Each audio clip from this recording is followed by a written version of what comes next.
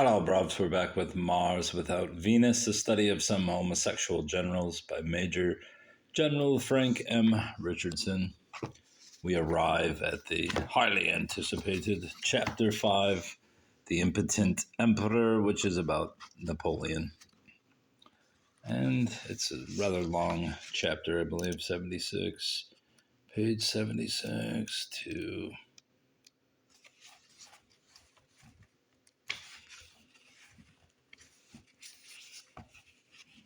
hell's page chapter 6. So it's 34 pages long. Let's get into it. It's probably going to have to be broken up to 4 parts.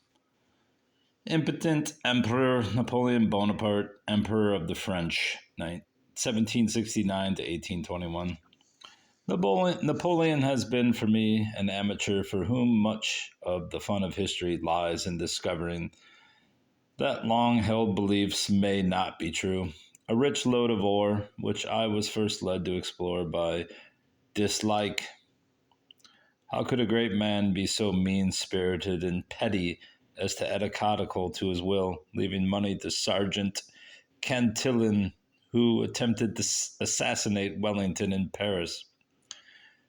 Was he, after all, such a great man? Was he a normal man? What some psychologists call a well-integrated personality? In many ways, my answer is no. But first, let me tell you with some minor misconceptions. He was not a small man, 5 feet 6 inches exactly, measured at the post-mortem examination. 5 pieds deux pouces 4 lignes. This was 1 inch above the average height of a Frenchman in the 19th century. The average height of an Englishman being 5 feet 7.5 inches. Mulhall's Dictionary of Statistics, 1891. Whatever mistakes about his height arose from mistranslations of the French foot, into English meter. Whatever the advertisements may claim, he did not drink brandy, beyond an occasional medicinal nip from a silver flask carried by his Mameluke Rustam. His daily ration was half a bottle of Chamberlain, diluted with water. Or is it Chambertin? Chambertin? No, it's Chambertin. An Italian-speaking Corsican who ardently wanted to be thought French could hardly have drunk less. He did not hate our country, but admired us and compared our soldiers and sailors with the French, to the latter's disadvantage. Had I had an English army, I would have conquered the universe, he once told General Foy, that the French soldiers were afraid of the British, who had always beaten them, and he made similar scornful comments, deeply wounding to French pride, to young Charles de Flahaut at Waterloo, as he watched the soldiers running away. He did not die of cancer, but, in the words of a great English surgeon, Lord Moynihan, Britain encouraged that belief in order not to be held responsible for his death. Acceptance of different diagnoses, such as hepatic amoebiasis, has been more common in France and America than in Britain. He did not truly love his soldiers, as they and the world have believed, but often despised them and regarded them as the tools of his ambition. I can afford to expend 100,000 men a year. I have italicized the foulest word in that chilling statement. Turning over the bodies of men who had died for him at Eylau, he said, small change, small change. A knight of Paris will soon adjust all these losses.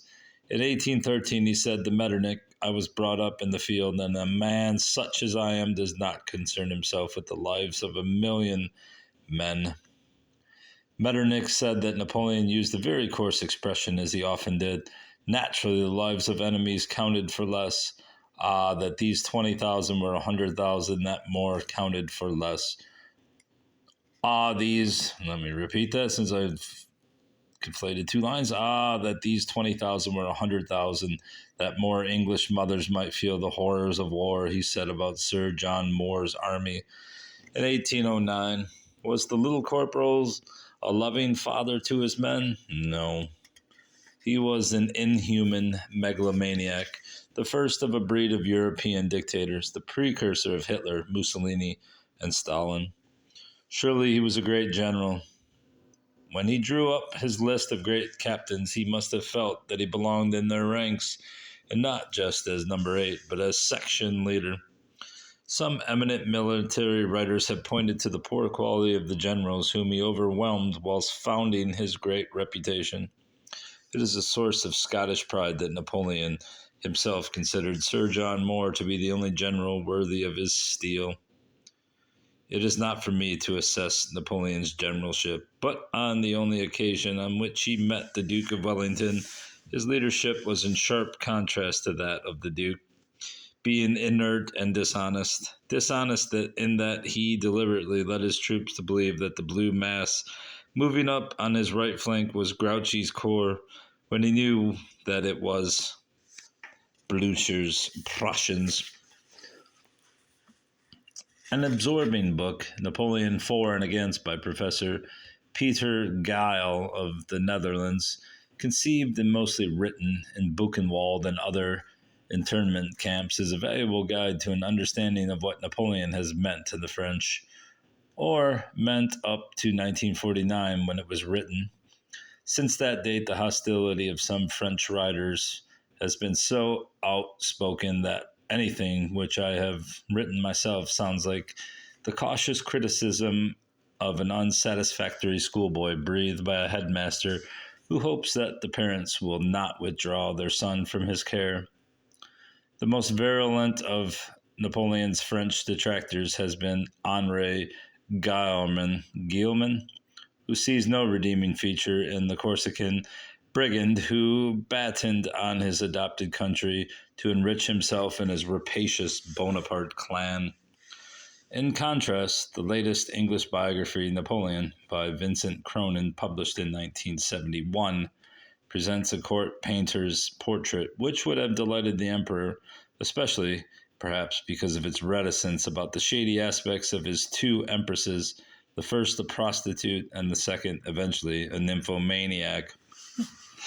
Attempts to explain Napoleon's aggressive ambition and megalomania as compensation for deep-seated feelings of inferiority have concentrated on his small stature, which has been the subject of psychiatric stories on the lines of, well, Napoleon was a small man and look what he achieved. The aggressive little cock sparrow is a familiar figure from whose bullying ways many have suffered, but this line of thought will not do with Napoleon. When he first strode onto the stage, it was with all the confidence of a highly professional artillery officer, with the tactical flair which soon impressed the ineffective revolutionary generals assembled at Toulon, which the British were besieging. More important, it also impressed their political masters, including Carnot, the man who really deserves the credit for the creation of the fine revolutionary army, which was to do such great things under Bonaparte. Napoleon's appearance at this time was striking. He was lean, even scraggy, ill-dressed, obviously poor, unmistakably Latin, with an intense hawk-like face of a curious olive complexion, like old marble, and untidy hair straggling in spaniel's ears over his high collar. To the soldiers he must have looked like a man to be reckoned with, but he did not impress the girls. Laure Permon, the daughter of an old friend of his mother, and eventually Duchess Abrantes, called him Puss in Boots, which did not please him. The footnote says her future husband, then only Sergeant Andoc Junot, became one of Napoleon's men at the siege of Toulon when, after a shell burst had scattered earth over a message which he had just written for Captain Bonaparte, he coolly remarked that they now needed no sand. See her memoirs. No. To the end, even after he had become fat and feminine looking, Napoleon dominated the scene, on parade, on the battlefield, in the courts of Europe, with an easy ascendancy, soon graduating to calling kings his cousins, and even crowning impertinence, referring to Louis XVI as my poor uncle. When he spoke, as he loved to do, of we nobles, he was not really too presumptuous, for his father, Carlo Bonaparte, had been recognized in 1771 as being of noble birth and had been a deputy in Paris for the Corsican nobility. But the Bonapartes were poor. Napoleon had been the only boy at Brienne with no pocket money, a very important affair when you are only 9 years old.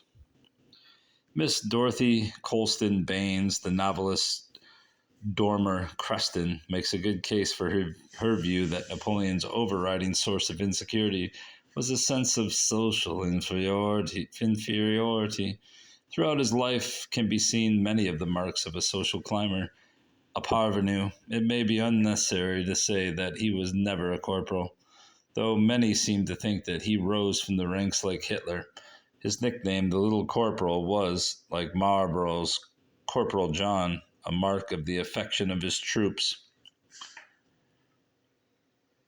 More pressing than feelings of social insecurity was his deep desire to be thought a real Frenchman, to be wholly identified with the country on which he had imposed himself. He never quite achieved this. Though Corsica became French a little before his birth, his mother tongue was Italian, and he spoke and wrote bad French. In the French army, there has always been distinguished Corsicans and Alsatians who are no more embarrassed by their origins than are Irish, Scottish, or Welsh soldiers. In our army, though, Alsatians do tend to Frenchify German names in pronunciation. I missed that footnote somewhere. Where's footnote 5? Why did I miss that? I saw 4, but I did not see 5 in there. There it is, French a little before his birth. In 1768, after the Republic of Genoa had ceded Corsica to France, the great Corsican patriot Paoli fled to England, and the Bonapartes very nearly went with him. In 1794, the Corsicans had acknowledged George III as their king, but when the British left the island in October 1796, they declared for France. So Napoleon might well have been born a British subject, and during a brief anti-French period, he wrote to the British Admiralty about joining the Royal Navy. He got no answer. Fools. Napoleon did this by, back to German names and what was it again? Though Alsatians do tend to Frenchify German names in pronunciation, Napoleon did this by dropping the U in his name, which was then pronounced without sounding the final E. The last known document signed Bonaparte is a letter dated 11th March 1796 announcing his marriage. Immigrant communities can be proud to be American or British without shedding every mark of their ethnic origins. This would not do for Bonaparte. In St. Helena, he said, I wanted at all costs to be a Frenchman. Being called a Corsican was to me the bitterest of insults. What I believe to have been a potent source of feelings of inferiority and I just keep saying that wrong. Inferiority in Napoleon's case is indicated by the title of this chapter. This was my first choice for the title of my book about Napoleon's sexual inclinations, but my publisher thought that it might be taken to imply that he was no use on the imperial throne. He must have a nicer mind than I have. Millions of words have been written about the male problem of impotence. The German psychologist Wilhelm Steckel, in 2 stout volumes totaling 679 pages, described it as the great problem of modern civilization. A quarter of a century later, the opinions of some psychologists, e.g. R. May and G. Heath, indicated that the sexual permissiveness, the unrestricted freedom of today, far from emancipating men from this oppressive burden, is tending to aggravate it. Steckel remarked upon the association of Napoleon's hypertrophic ambition with his strikingly small infantile underside genitals, revealed at the post-mortem examination.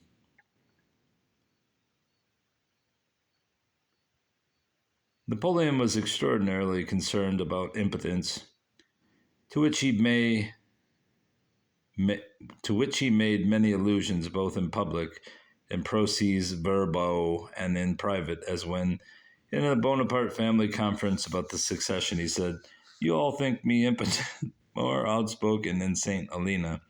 He admitted to Count de la Cassis his feebleness in the game of love. It did not amount to much. Sa faiblesse dans les débuts d'amour si attente. Pewdy chose.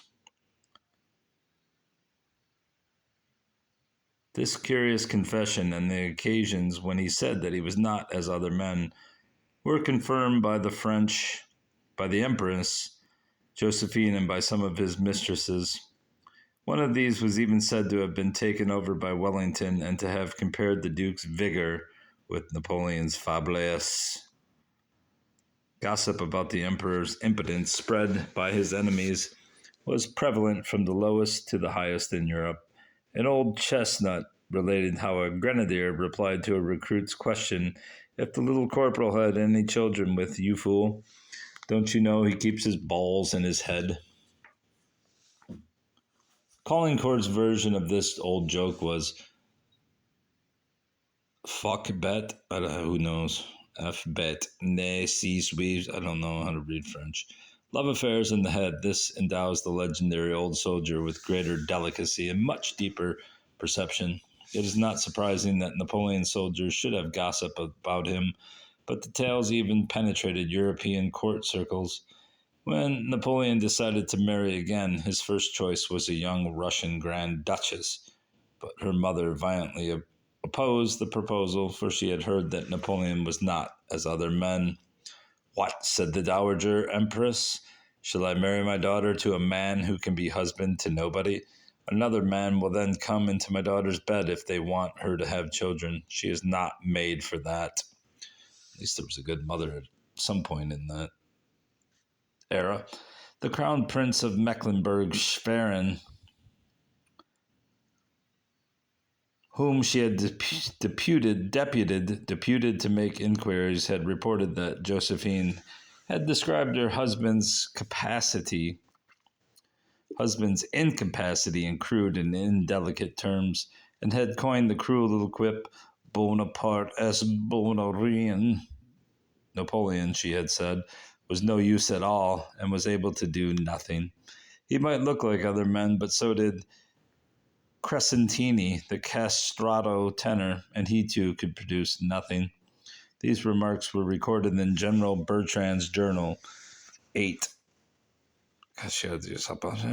Okay. And the italics are his.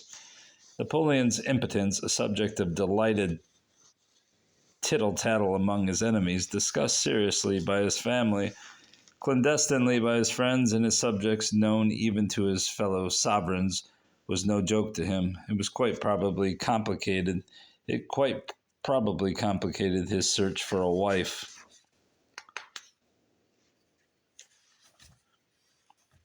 His elder brother Joseph had married Julie Clary, the elder daughter of a rich merchant in Marseille, and Napoleon, alive to the advantage of such a marriage, wanted to marry her sister Eugenie Desiree.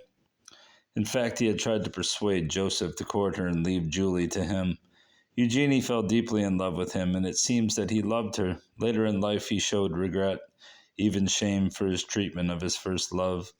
He treated Marshal Bernadotte, or is it Bernadotte, with whom he had serious disagreements, with unusual tolerance because he had married the jilted sweetheart. Bernadotte and Desiree founded the dynasty which still reigns in Sweden. Napoleon, the master of the unexpected, wrote his only novel during his courtship and dedicated it to Eugenie, sending it to her as a kind of lame excuse for his cruel conduct, of which she had complained in a heartbroken letter. The story is called Crescent et Eugenie, and its hero spends his time studying for the military profession, in which he has obtained rapid promotion instead of pursuing girls like other young men of his age. The novel casts some illuminating shafts of insight into the mind of its young author. The heroine's name, Eugenie, is the one he always used, though her family and friends all called her Desiree. Vincent Cronin suggests that Napoleon did not care for that name, with its suggestion of physical desire. After his unfulfilled idyll in Marseille, military duty called him to Paris, where he was for a time depressed, worried about his career, and probably sad about losing Eugenie. Some of the revolutionary leaders saw in the young Bonaparte a useful sword, provided the wielder of it could be kept in his place. It was felt that he needed the stability of a good marriage, and Barras especially urged him to marry. Paul Barras, an evil man, was a great friend of both Napoleon and Josephine de Beauharnais, who had been his mistress, but he later became their bitter enemy. His evidence must be accepted with caution. He wrote later that Napoleon had confessed to him that he was the kind of man who preferred to find love ready-made rather than to have it make him himself. He had said that he was not trying to seduce a virgin. Malicious though Barras was, these curious remarks are consistent with confidences recorded by others. In this spirit, the 26-year-old brigadier set out on a frantic search for a wife, fixing his sights exclusively on women older than himself, perhaps hoping for money as well as a wife. He proposed to a Millie de Montpensier, aged 66, and to Madame Permon, a 40-year-old widow who was a friend of his mother. He was most upset when she thought he was joking. Other women to whom he proposed were, I don't know what that means. What's the MLE? Milady? Whatever it means. De la Bouchardy, Madame de l'Espada, and possibly a spirited Scotswoman, only 4 years older than himself. Grace Dalrymple, later Lady Elliot. When he met Josephine de Beauharnais, a widow with 2 children, all the others were forgotten. He overwhelmed the society butterfly with torrents of Corsican eloquence. And soon they decided to marry. Both later complained that they had thought the other had money. To make the discrepancy in their ages less apparent, she took 2 years off her age, and he added 2 years onto his. After a honeymoon of just 2 days, he was off on his Italian lightning campaign, but immediately a stream of passionate letters poured back to her. They do not sound like the letters of a man plagued by fears of impotence. She made light of them and laughingly showed them to her friends as samples of C'est drôle de Bonaparte. She was in fact glad to be rid of him, and turned a deaf ear to his anguished pleas that she should join him in the Italian palaces, which were now his to command. She said later that she had never loved him, but the true reason for her early indifference was disgraceful.